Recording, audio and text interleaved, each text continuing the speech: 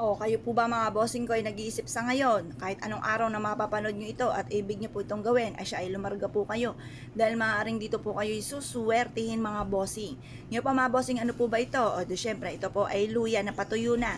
Parang mister ko lamang patuyo na. Ngayon pa mga bossing, ito po ay mainam na gamitin natin pampaswerte.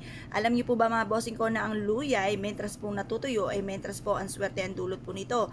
Pero pag yan po mga bossing ko, yung bawang at natutuyo, ayan, malis po yun.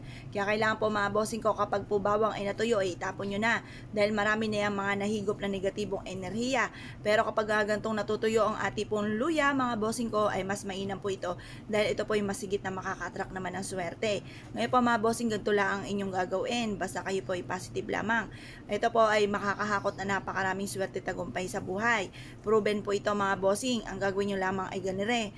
Kayo po ay humarap sa may silangan. Pagkatapos, kung sabihin po ninyo ay wala kaming luyang tuyo, ay di okay na, matutuyo rin naman po yan. Huwag nyo i-pressure ng inyong sarili, huwag pahirapan, huwag mag-isip ng problema. Okay lang po yan kahit sariwa po ang ating bawang mga bossing, ay ang ating luya.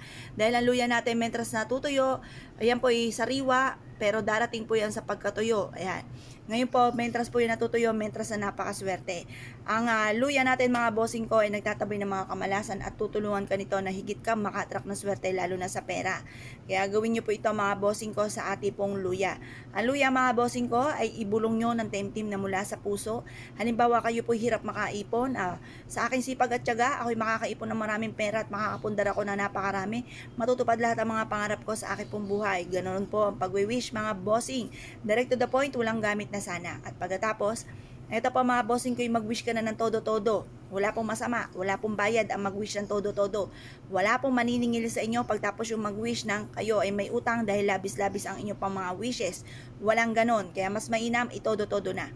Ngayon pa mga bossing, pagtapos na po kayo mag-wish, ibilad ito sa sinag po ng araw sa umaga.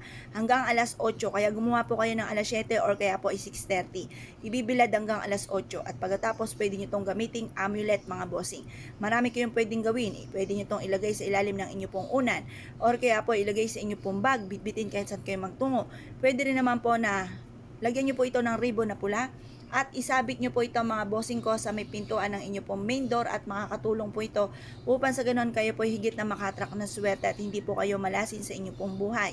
Pwede rin naman maglagay ka ng ganito sa inyo pong bintana upang sa ganon kayo po ay hindi po mamalasin. Proven po ito, marami na nagpatotoo. Meron din po nga na nasa ibang bansa mga bossing ko na siya po ay ang daming pagsubok na pinagdadaanan. Siya ay laging dinadarang ng kanyang katrabaho. Siya po ay walang magawa dahil siya po ay nasa ibang bansa at siya po ay hindi pwedeng umuwi at inutang pa ang kanyang placement fee.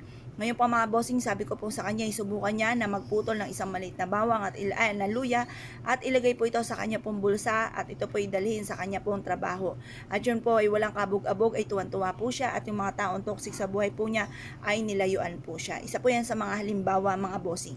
Ngayon po mga bossing, kung kayo po naniniwala at nais po itong gawin, ay siya mga bossing, good luck po sa inyo po lahat.